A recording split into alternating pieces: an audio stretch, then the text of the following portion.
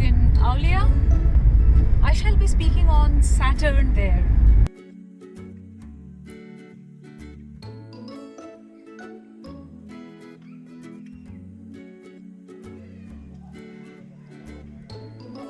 Hi friends, today we are at the Dargah of Nizamuddin Aulia.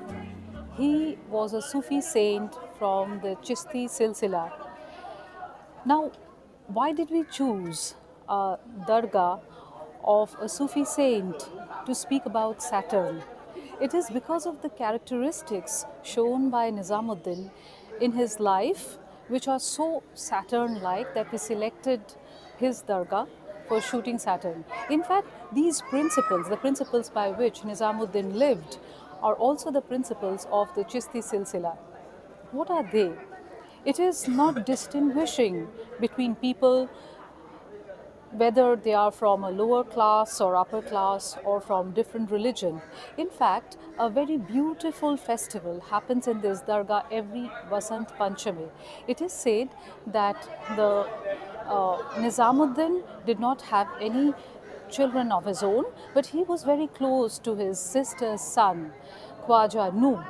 Khwaja Nuh passed away in an illness and he became very sad. Amir Khusro, his principal disciple, wanted to see his Murshid laugh and smile once again. He tried many ways but could not. Once he saw three ladies walking past the Kankha, or the place where Nizamuddin was staying, and asked, "Where are you going?" dressed in a yellow sari. They said, "We are going to a temple to offer flowers." He asked, "Will your God become pleased if he gets flowers in this way?" And they said yes. So he dressed himself up as a woman in a yellow sari, sang a song of Vasant Panchami in front of the Nizamuddin, and he became amused because he could recognize his principal disciple in the yellow sari, and he broke out in a smile. That came to be celebrated as Vasant Panchami ever since, and it is still celebrated in the Nizamuddin Basti that is nearby and in the Dargah in a very, very big way, showing a very beautiful harmony between the Hindus and the Muslims in this area. Murshid Nizamuddin was against any form of showing off. He was even against the nobility. He preferred the company of the poor, the downtrodden.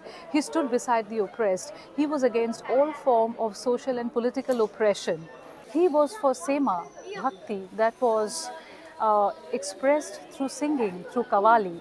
And the main proponent of this form of expression of love or ishq for God through singing was Amir Khusro, his main disciple. Tomb of the Murshid and Murid, his disciple, Amir Khusro, are in the same premise as also is the tomb of Aurangzeb's sister Jahanara. Murshid Nizamuddin Aulia showed every characteristic of a person with a strong Saturn. In fact, a strong Saturn makes one a renunciate. A leader with a strong Saturn will be like Nizamuddin Aulia. They will stand beside the masses, they will represent the downtrodden and fight for them. A person ruled by Saturn or having an aspect of Saturn in his moon or lagna usually has a very dharmic, dutiful nature. They believe in connecting to the infinity through service or sacrifice. Shani Dev or Shaneshchara Deva is said to be the son of Surya Dev and Chaya. See how beautiful the allegory is. Sun is supposed to represent our soul, and Chaya, which means shadow, literally. How is Chaya formed? How is a shadow formed? A shadow is formed when the sun's rays cannot pass through a three-dimensional object, and the place behind that object casts a shadow, which in Hindi we call chaya. Now, philosophically, what would this mean? Philosophically, it would mean something which is dense like the three-dimensional object in us. And what is that? It is our ego. So, a person who's ruled by Saturn will show both these characteristics.